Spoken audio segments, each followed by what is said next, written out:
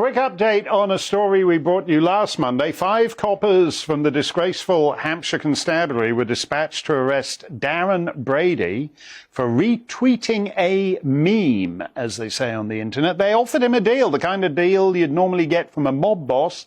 They wouldn't prosecute him if he agreed to cough up some dosh and attend some crappy sensitivity training re-education camp. This is an obvious and crude shakedown racket, so he told them to take a hike. They cuffed him and dragged him off. This in a neighborhood where there have been 83 burglaries, all 83 of them unsolved. Well, Hampshire police had a few bad days publicity-wise, and they've now scrapped entirely their hate awareness re-education course. Good riddance to that. Maybe now you guys could get off your collectively flabby arse and actually solve 1 or 2 of those 83 burglaries. Like to give that a try? It's not as easy as just going around and handcuffing somebody for his retweet, but you might like to give it a go. You might find it actually rewarding work. Unfamiliar, but rewarding. The Speaker of the House of Representatives is the second in line to the presidency of the United States, just in case Joe Biden and Kamala Harris should become mentally incapacitated. I mean, more mentally incapacitated than they evidently are already. The White House is apparently the world champion limbo dance of fitness for office. Anyway, Speaker Pelosi is on a diplomatic tour and demonstrating her usual finesse. When I was a little girl, I was told at the beach if I dug a hole deep enough, we would reach China. So we've always felt a connection.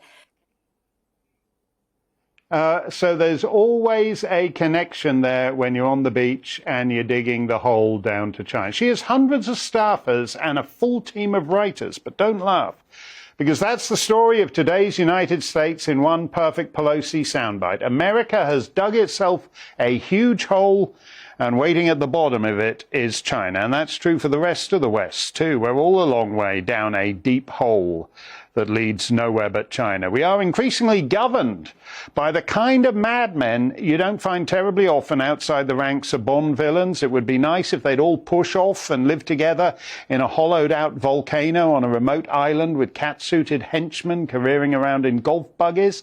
Unfortunately, that tends to attract unwelcome attention from MI6, whereas going on national TV and proclaiming that farming, the organizing principle of human existence since man gave up hunter-gathering, proclaiming that farming is an indulgence the world cannot afford, is now apparently perfectly normal.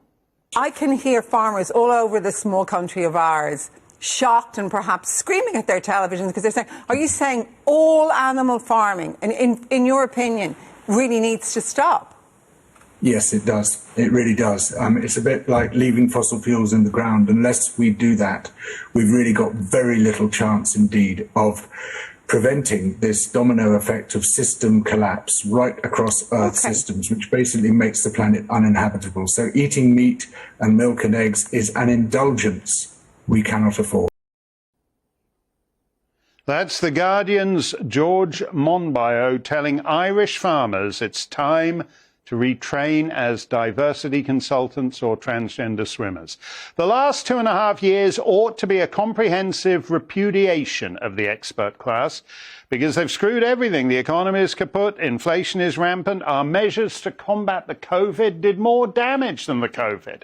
And now the same geniuses who've wrecked everything they touch want to apply that self-same COVID model to their real bugbear, climate change, and destroy the food chain. Here's what one Australian senator has to say about it. Anyone who's been paying even the slightest amount of attention can see that many of the so-called experts have been wrong on virtually every point in the last 2 years, from lockdowns to the injections being safe and effective. Bureaucrats like to keep the fear alive to solidify their own importance and therefore their own funding. And if there's one word I never want to hear again, it's modelling. When was the last model that was proven in hindsight to be accurate? It's not just the COVID experience which bells the cat on the rise of big government. One only has to look at the intrusions by government into our lives in areas like the climate, the surveillance state and the rise of the quasi-state operatives. That's Senator Alex Adtick of South Australia, just kind of warming up there, but he'll be here to give it with both barrels a little later. And he's not wrong. Today's received wisdom is the wisdom of utopian megalomaniac lunatics on which things like experience, perspective, reality are not permitted to intrude. There are victims of the madness. We've talked to, for example, a small number of the thousands of girls from all over England who've been the victims of the industrial-scale child rape gangs that operate with impunity from the industrial north to the leafy home counties. Rishi Sunak, as part of his campaign to become next month's Prime Minister, is now pledging to set up a grooming gangs task force. I have two young girls who are 9 and 11, and I think for too long we just haven't focused on this issue, Philip. And it's a horrific crime that is affecting actually not just girls in a few places. It's far more pervasive across the country than actually we all realise. And we all know the reason that people don't focus on it. It's because of political correctness, and they're scared of calling out the fact that there's a particular group of people who are perpetuating these crimes, and I think that's wrong.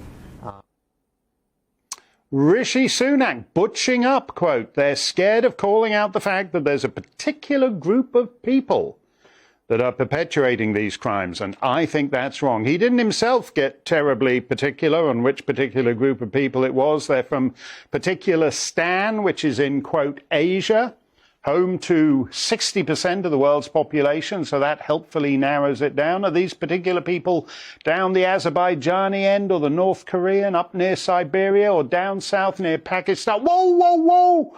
Don't go there, girlfriend. A particular group of people is as particular as Rishi Sunak is going to get about these particular Stani people. He doesn't want to be damned as a racist hater, exercising his pasty white privilege. This is what passes for courage in British politics, and it's interesting that Rishi, like everyone else, cheerfully admits that nothing gets done because of the racial sensitivities. So because we're so exquisitely sensitive to the joys of diversity, the child rape will continue. Diversity is a morally neutral concept. If you didn't know that before Rotherham and Telford and Oldham, you certainly should now.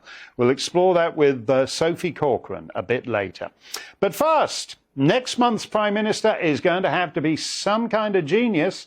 The British state has been digging a hole as enthusiastically as Nancy Pelosi on the beach, and the chickens would be coming home to roost had not Bill Gates and Greta Thunberg called for the culling of all poultry on the grounds that poultry is an indulgence we can no longer afford. So instead, the Bill Gates free-range cockroaches and locusts are coming home to roost. Last week, the Bank of England announced the biggest interest rate increase in 27 years, which takes us all the way back to the days when interest rates were a thing, before money became free.